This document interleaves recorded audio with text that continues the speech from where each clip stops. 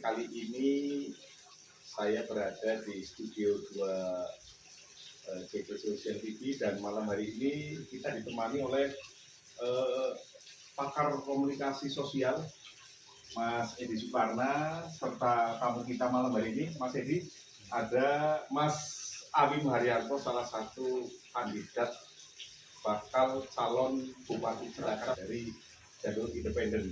Nah, tentu kita di Cilacap terutama bahwa independen ini merupakan barang baru karena dalam sejarah perkembangan Kabupaten Cilacap hampir di pilkada yang sudah pernah ada bakal calon bupati independen yang mendaftar di KPUD Cilacap.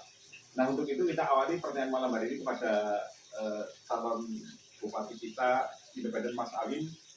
Selamat malam Mas Awim. Selamat malam Mas Sukono. Iya. Kami dari JP Social TV malam hari ini karena kebetulan besok kalau tidak salah adalah salah satu penentu ya batas waktu pendaftaran atau pengumpulan berkas untuk calon independen. Nah, apa nih persiapan dari Mas Awim atau Pak Awim terkait dengan proses tersebut? Silakan Mas Awim. Terima kasih Mas Sukono di JP Official TV. Perlu diketahui bahwa calon independen atau perseorangan di Pilkada Kabupaten Cilacap 2024, kami bersama tim telah memulai mensosialisasikannya di awal tahun 2024 bahwa kami bertekad hendak maju melalui jalur independen atau perseorangan. Kemudian mengenai persiapan tentu kami sudah membuat website, kemudian mulai mengumpulkan KTP dan melakukan sosialisasi melalui media sosial. Jadi kami paling konsisten dari awal hingga hari ini, Mas Sukono ya. Dan besok hari Minggu kami akan mendaftar ke KPU sesuai dengan jadwal bahwa tanggal 8 sampai 12 Mei 2024 adalah penyerahan dokumen ataupun surat dukungan. Jadi kami pastikan besok insya Allah segera mendaftar dan kemudian kami akan melakukan pemenuhan dokumen atau persyaratan lain. Oke, sebetulnya yang mendasari Anda ini mendaftar lewat independen ini apa nih Mas Awim? Jadi independen pertama-tama memang saya berniat yang utama adalah ingin ada perubahan di Cilacap. Bagaimanapun saya lahir dan besar di Cilacap sampai dengan SMA, kemudian kita ke luar kota merantau dalam rangka untuk mencari ilmu dan mencari pengalaman. Kemudian di tahun 2020 saya kembali ke Cilacap dengan melihat permasalahan yang ada di Kabupaten Cilacap. Sehingga ini yang mendorong kami, saya teman-teman, untuk maju secara independen. Mengenai kegiatan saya atau profil saya sebetulnya sudah ada di website kami www.peci24.com. Di situ sangat lengkap, ada cerita tentang calon independen, cita-cita, visi, misi, dan program. Itu ya. Intinya adalah kita bukan hanya sekedar Cilacap lebih maju atau lebih baik, karena itu menurut saya masih abstrak.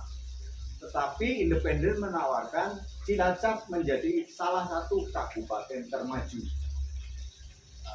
melalui program dan visi misi. Jadi kalau salah satu kabupaten termaju itu lebih tajam, salah satu kabupaten yang makmur itu lebih bisa dijabarkan. Tetapi kalau Cilacap yang lebih baik atau Cilacap lebih maju, menurut saya kurang tegas seperti itu. Oke, sekarang kita kepada Bung Edi Suparna selaku pemerhati sosial. Anda yang lahir di Cilacap dan besar di tahun antara 85 sampai 98 pasti mengenal beliau. Menurut Bung Edi kira-kira bagaimana nih Bung Edi peluang dan kesempatan dari bakal calon bupati independen di Cilacap? Silakan Bung Edi. Iya, terima kasih Mas Sukono dan Saudara Awim ini yang mencoba untuk maju lewat jalur independen. Tentu kami sebagai pemerhati sosial merasa ada tantangan ini sebetulnya. Ya, artinya ada perkembangan di Cilacap bahwa selama ini belum ada calon independen yang mencoba untuk beradu kompetisi dalam pilkada. Nah, kami selaku pengamat sosial ingin bertanya kesiapan Mas Awim Haryanto ini di dalam maju sebagai calon independen dalam pilkada November 2024. Mungkin visi misi yang ditawarkan seperti apa? Apakah bisa menarik kepada masyarakat agar punya daya tarik dalam pilkada besok? Terima kasih Bung Edi ya. Bicara visi dan misi kami sudah cantumkan di dalam website www.pj24.com. Kemudian secara garis besar saya sampaikan bahwa kami atau saya itu ingin menciptakan masyarakat Kabupaten Cilacap yang sejahtera, adil, modern, sekaligus religius. Artinya apa? Artinya banyak bidang-bidang kehidupan di Kabupaten Cilacap yang kami nilai masih kurang. Nah, adapun penjabarannya ada juga di website tersebut secara detail. Ada 14 program utama dan kalau dijabarkan lebih dari 32 subbidang. Intinya adalah Cilacap menghadapi tantangan dan krisis kepemimpinan dalam pengertian pelayanan kepada publik. Karena nantinya Bupati adalah jabatan eksekutif yang dia harus mengeksekusi kebijakan-kebijakan terkait dengan pembangunan, baik fisik maupun mental. Itu. Ya. Kemudian mengingat Cilacap ini kan potensinya sebetulnya begitu besar ya, begitu besar.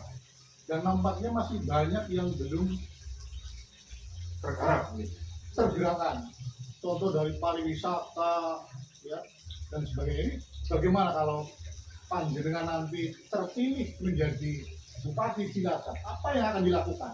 Besok pendaftaran saya ini terkait dengan amanah dari sekian ribu orang yang telah ngirim KTP dukungan.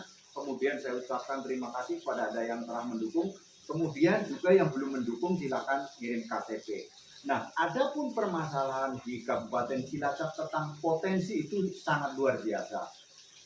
Kendala saat ini alasan dari eksekutif, yudikatif maupun legislatif di Kabupaten Cilacap adalah alasan dana. Nah, selama ini di Kabupaten Cilacap di tahun 2023 itu APBD yang disetor pemerintah sekitar 700 sampai 800 miliar.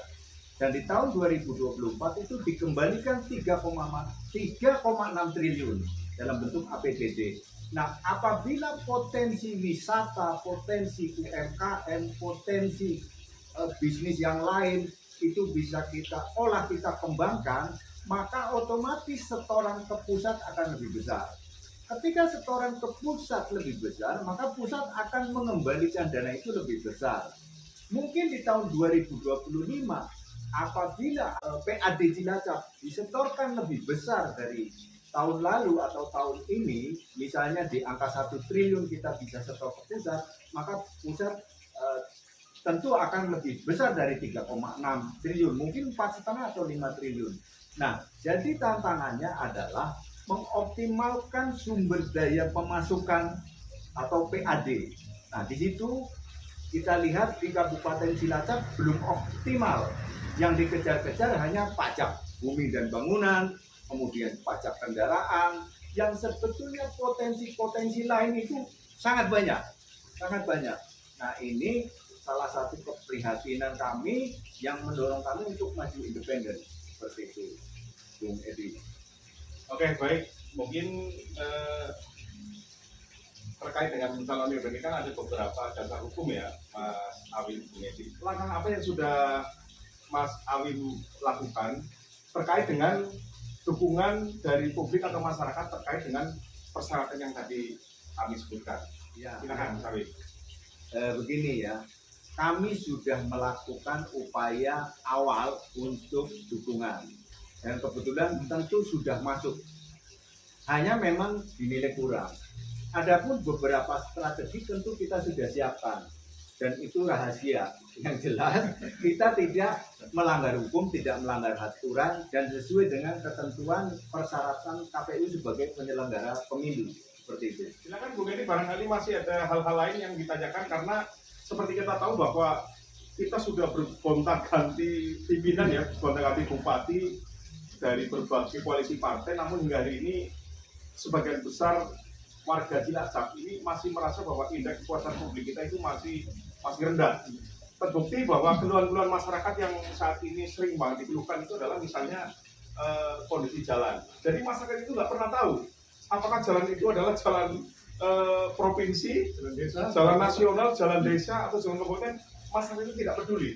Yang mereka inginkan bahwa pembangunan jalan ini menjadi salah satu tolak ukur dari kemajuan sebuah daerah. Nah, terobosan apa nih, Mas Abin? Kalau nanti jadi bupati dengan keterbatasan APBD yang ada, harus membangun 24 kecamatan, kira-kira upaya-upaya apa nih yang mau dilakukan untuk menggali potensi pendapatan sehingga pemerataan pembangunan terutama jalan nanti bisa merata di Kabupaten Cilacap. Silakan Mas Abin. Ya, untuk kaitan infrastruktur jalan memang di Cilacap sudah terkenal ataupun dikenal tidak terjaga, tidak terawat ataupun tidak ada peningkatan. Jalan gosok lah ya istilahnya. Jalan gosok itu sudah terkenal secara media sosial. Pemerintah pun kemarin beralasan bahwa untuk memperbaiki semua jalan yang rusak itu butuh kurang lebih 850 miliar. Seperti itu. Sementara kita setoran ke pusat adalah sekitar 800 miliar dan dikembalikan 3,6 triliun.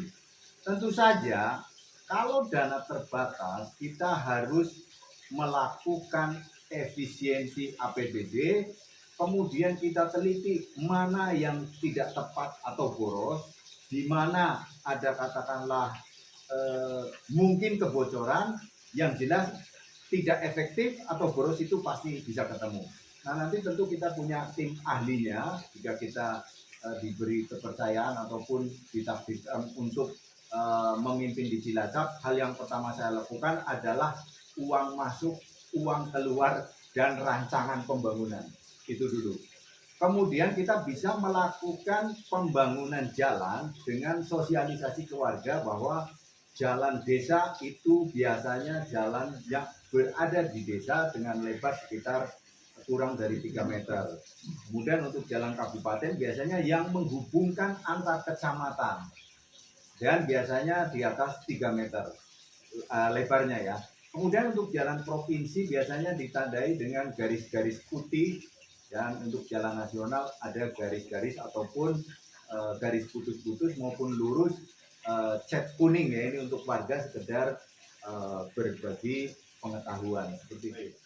Mungkin saya tanya kepada pengamat sosial dan komunikasi publik ini, Mas Edi Suparna.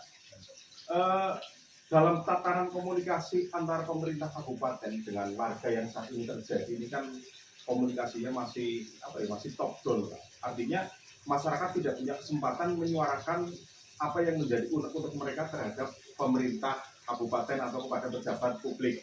Nah, padahal saat ini kan pemerintah itu sudah membuat ada mall pelayanan publik, kemudian ada pusat aduan, ada lapor bupati. Kira-kira menurut Bung Edi ini apa yang kurang, Bung Edi? Sebetulnya pemerintah yang sekarang ini itu harusnya sudah mulai membuka layanan publik, ya, layanan publik. Jadi orang ini bisa mengajukan keluhan, permasalahan yang ada itu secara online. Sekarang HP orang sudah semua pegang.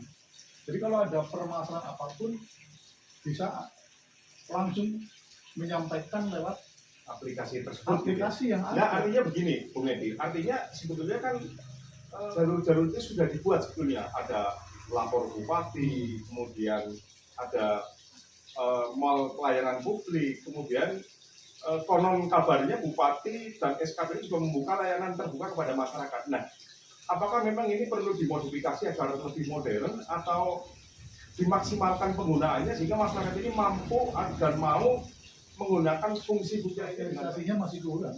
oh begitu ya Bung Edi ya. Iya, jadi Berarti- apapun yang sudah dibuat atau direncanakan oleh pemerintah, ini harus ada sosialisasi yang maksimal.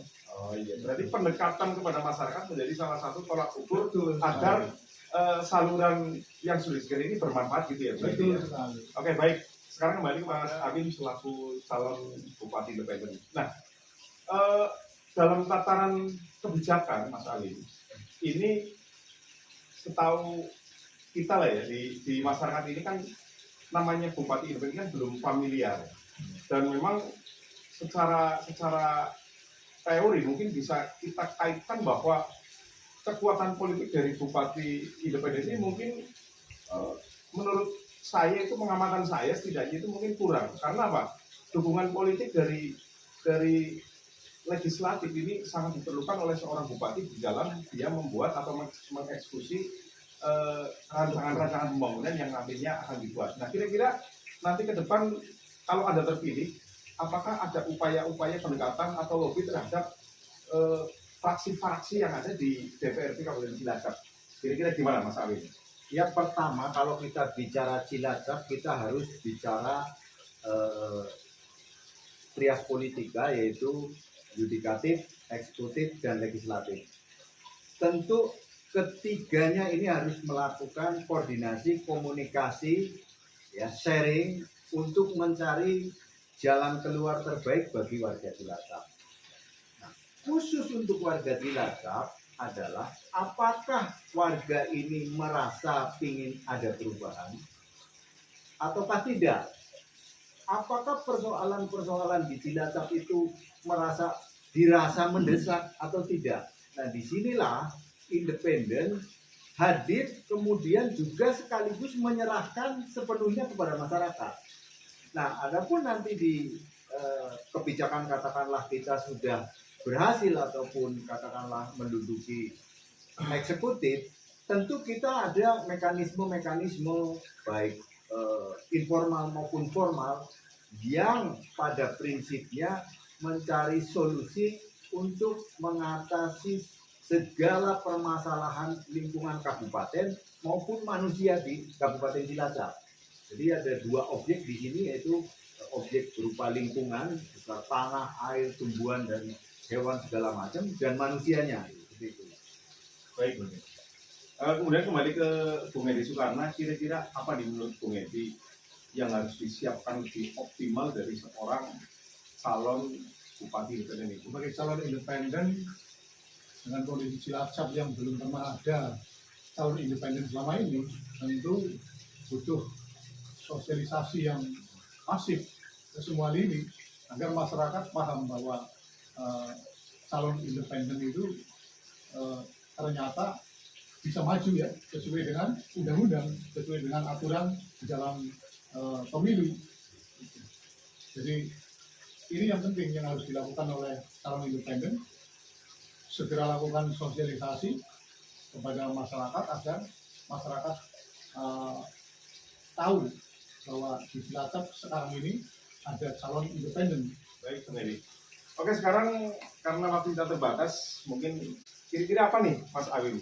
Closing statement-nya terkait dengan pencalonan Anda sebagai calon Bupati Independen. Cilacap bukan hanya harus lebih baik atau lebih maju, tetapi harus menjadi kabupaten termaju. Salah satu kabupaten termaju di Iya, Indonesia, begitu ya betul, Mas Awin seperti ya? itu.